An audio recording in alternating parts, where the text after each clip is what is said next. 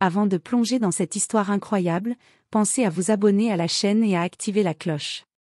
Ici, chaque récit a quelque chose à dire, et vous ne voudrez pas en manquer un seul. Je peux faire marcher à nouveau ton fils, dit la mendiante. La millionnaire est restée figée. Dans le quartier huppé de Beverly Hills, sous un ciel d'un bleu éclatant, se dressait la somptueuse demeure des Monroe.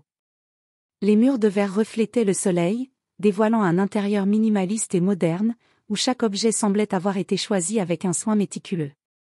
Les jardins impeccablement taillés s'étendaient en terrasses, parsemés de palmiers élégants et de fontaines murmurantes. C'était un lieu où l'opulence rencontrait la perfection, une bulle isolée du tumulte du monde. Au cœur de cette forteresse de réussite vivait Elizabeth Monroe, une femme d'affaires redoutable dont le nom résonnait dans les tours de verre des gratte-ciel de Los Angeles. À 45 ans, elle avait bâti un empire dans la finance et l'immobilier, et sa réputation de philanthrope éclairée lui avait valu respect et admiration. Dans ses costumes taillés sur mesure, elle incarnait la puissance et l'élégance. Pourtant, derrière cette façade d'assurance et de succès, une blessure profonde la rongeait jour et nuit. Son fils unique, Nathan, avait été victime d'un terrible accident de voiture 3 ans plus tôt. Ce jour-là, la vie d'Elizabeth avait basculé. Le garçon de 9 ans qu'elle connaissait, débordant d'énergie et d'innocence, était devenu un enfant cloué dans un fauteuil roulant, prisonnier de son corps. Depuis, Nathan n'avait plus marché. Chaque matin, Elizabeth se réveillait avec l'espoir fragile qu'aujourd'hui serait différent, qu'un miracle viendrait briser la lourde chape de douleur. Elle passait ses journées à jongler entre les réunions d'entreprise, où elle dirigeait avec poigne, et les galas caritatifs, où elle arborait son sourire poli pour masquer la fatigue. Mais la plupart de ses heures étaient consacrées aux consultations médicales et aux séances de rééducation, toujours à la recherche d'une solution, d'une avancée qui ramènerait la lumière dans les yeux de son fils. Malgré les efforts des meilleurs spécialistes, malgré les innovations technologiques et les traitements expérimentaux, chaque nouvelle tentative s'était soldée par une déception cuisante. Les médecins parlaient de « plateau », de limites médicales, de l'acceptation d'une vie différente. Mais Elizabeth refusait de céder. Pour elle, Nathan marcherait à nouveau. Un après-midi d'été, alors que le poids de la journée semblait peser plus lourd que jamais, Elizabeth sentit un besoin urgent d'échapper à ce cercle infernal. Elle enfila un manteau léger, remit ses cheveux en place, et quitta sa villa dorée pour s'aventurer dans un quartier plus modeste de Los Angeles, loin des paillettes, des flashs des paparazzis et des visages souriants des invités de ces soirées mondaines. Elle déambula dans les ruelles animées, où les vitrines modestes côtoyaient les stands bariolés d'un marché aux puces. Là, la vie battait à un autre rythme, celui des petites gens, des travailleurs acharnés, des âmes blessées comme la sienne, mais aussi des âmes pleines d'espoir. Alors qu'elle parcourait les allées encombrées d'objets d'occasion, de vieux livres et de bijoux fantaisie, une voix rauque la tira de ses pensées. « Madame, s'il vous plaît, une pièce, juste une pièce pour une pauvre vieille », murmura la femme d'une voix cassée, presque suppliante. Elizabeth s'immobilisa. Elle plongea son regard dans celui de la mendiante, une femme aux vêtements élimés, recousus 1000 fois, dont les couleurs fanées semblaient absorber la lumière du soleil. Le visage de la vieille dame portait les traces d'une vie rude, rides profondes, peau parcheminée, et une tache sombre près de la tempe gauche. Pourtant, ses yeux, d'un bleu clair presque translucide, brillaient d'une intensité étrange, presque surnaturelle. Elizabeth sortit doucement un billet de son portefeuille, qu'elle déposa dans la main tremblante de la mendiante. Le contact de la peau rugueuse sur la sienne lui procura un frisson inattendu. Mais au lieu de baisser les yeux ou de partir, la vieille femme la fixa intensément, comme si elle sondait son âme, cherchant à percer un secret trop lourd pour être porté seule. Puis, dans un souffle rauque mais résolu, elle articula des mots qui résonnèrent en Elizabeth comme un écho lointain, un murmure venu d'ailleurs. « Je sais ce que vous cherchez, Madame Monroe. Je peux faire marcher à nouveau votre fils. » Le temps sembla se figer. Les bruits du marché s'estompèrent, remplacés par un silence presque sacré. Elizabeth sentit son cœur s'accélérer, ses doigts crispés sur la lanière de son sac à main se serrèrent comme pour retenir l'angoisse et l'espoir mêlés. « Comment savez-vous cela ?» murmura-t-elle, la voix à peine audible, comme si prononcer ces mots à voix haute risquait de briser un fragile équilibre. La mendiante inclina légèrement la tête, son regard perçant ne quittant pas Élisabeth. Je vois ce que les autres ne veulent pas voir, ou ne peuvent pas voir. Ce que je vais vous offrir n'a rien à voir avec les hôpitaux, ni avec les machines ou les médicaments. C'est un chemin difficile, semé d'épreuves, où la foi, le courage et le sacrifice seront vos seuls guides. Une vague de doute traversa Élisabeth, mêlée à une étrange fascination. Malgré elle, une lueur d'espoir grandissait en elle, fragile mais obstinée. « Que dois-je faire » demanda-t-elle enfin, la voix tremblante, la gorge nouée par l'émotion. La mendiante esquissa un sourire énigmatique, qui illuminait fugacement ses traits fatigués. « Suivez-moi demain à l'aube, au vieux cimetière de la ville. Là, je vous révélerai la voie. » Sans attendre de réponse, elle se détourna lentement, se fondant parmi les passants, laissant Élisabeth figée, son regard perdu vers l'endroit où elle venait de disparaître. Le lendemain matin, alors que les premières lueurs timides de l'aube filtraient à peine à travers un ciel gris et chargé, Élisabeth enfila un manteau léger sur sa robe élégante.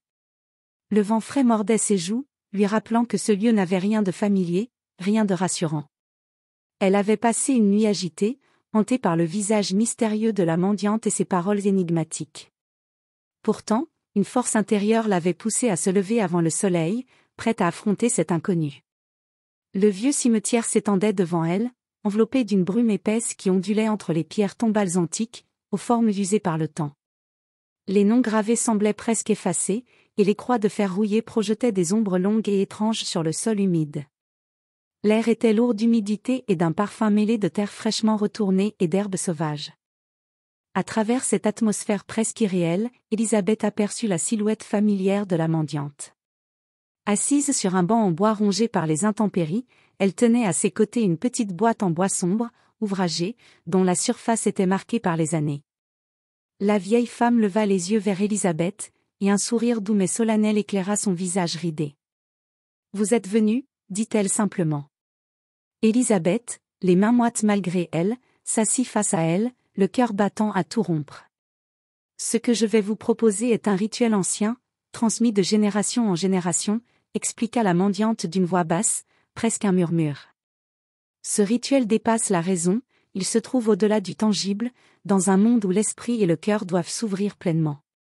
Élisabeth hocha la tête, tentant de contenir le tremblement de ses mains. La mendiante ouvrit délicatement la boîte. À l'intérieur reposaient quelques herbes séchées d'un vert profond, une plume d'aigle d'un blanc éclatant, et une petite amulette en forme de cœur, taillée dans un bois sombre, lisse et poli. « Prenez ceci » dit-elle en tendant l'amulette à Élisabeth. « Chaque nuit, à minuit, vous devez brûler ces herbes en tenant la plume dans votre main. En faisant cela, récitez les paroles que je vais vous donner. Mais surtout, ouvrez votre cœur à la guérison. Envoyez à votre fils un amour pur, inconditionnel. Le pouvoir vient de cette foi, de cette énergie que vous saurez lui transmettre. » Élisabeth sentit une boule se former dans sa gorge. Tout en elle résistait à croire en cette mystique improbable, et pourtant, une étincelle d'espoir irrépressible naissait. Cette nuit-là, dans la solitude de sa chambre, Élisabeth exécuta le rituel avec la précision que lui dictait la mendiante. Le feu dans le petit brûleur exhala une fumée douce et parfumée qui emplit la pièce. La plume était légère dans sa main, comme une prolongation de son âme. Les mots, d'abord hésitants, devinrent peu à peu un chant, un souffle, une prière. Chaque nuit, Élisabeth renouvela ce rituel, malgré la peur qui l'étreignait parfois, malgré les doutes qui l'assaillaient. Mais à chaque fois, elle envoyait à Nathan, à travers cet acte, un amour profond, pur, inconditionnel, celui d'une mère prête à tout pour voir son fils debout. Et petit à petit, dans le silence de ces nuits mystiques, quelque chose commença à changer. Les semaines s'égrenaient lentement, rythmées par les jours semblables, où Élisabeth poursuivait son rituel nocturne avec une fidélité presque religieuse. Pourtant, rien ne semblait bouger. Nathan restait silencieux, ses yeux parfois empreints d'une résignation douloureuse.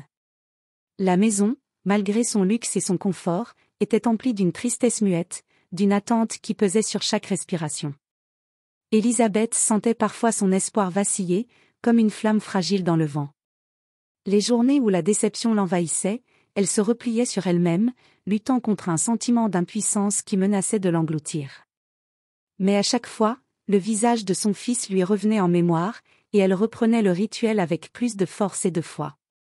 Puis, un matin comme les autres, alors que le soleil se levait à peine, un petit miracle vint briser la monotonie.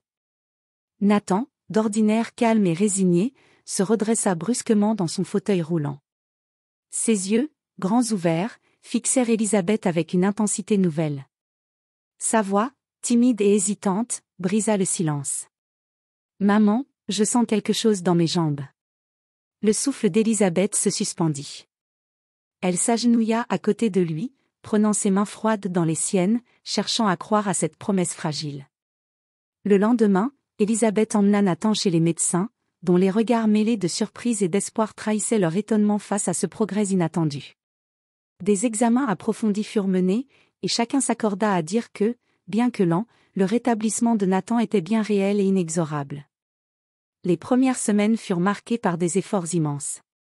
Avec l'aide de physiothérapeutes dévoués, Nathan entreprit ses premiers pas. Au début, il vacillait, ses jambes tremblaient sous le poids de son corps, chaque mouvement demandait une concentration extrême et une volonté farouche. Mais chaque petit pas était une victoire, un triomphe sur le silence et la douleur. Élisabeth observait ses progrès avec un mélange d'émerveillement et d'humilité. La mendiante, dans son mystère, avait tenu sa promesse. Ce qui avait commencé comme un simple espoir, une lueur dans l'obscurité, s'était transformé en une profonde leçon de vie. Élisabeth comprit que son argent, aussi immense soit-il, ne pouvait rien contre la puissance de la volonté, de la foi, et de cette magie invisible des petites choses, l'amour, la patience, la persévérance. Elle retrouva son fils, non seulement debout, mais plus fort qu'avant, son regard brillant de cette force nouvelle qui naît des épreuves surmontées. Quant à la mendiante, elle avait disparu comme elle était venue, une ombre fugace dans le tumulte de la ville. Mais elle laissait derrière elle un parfum d'espoir, un souffle de miracle, qui continuerait à habiter les cœurs longtemps après son passage.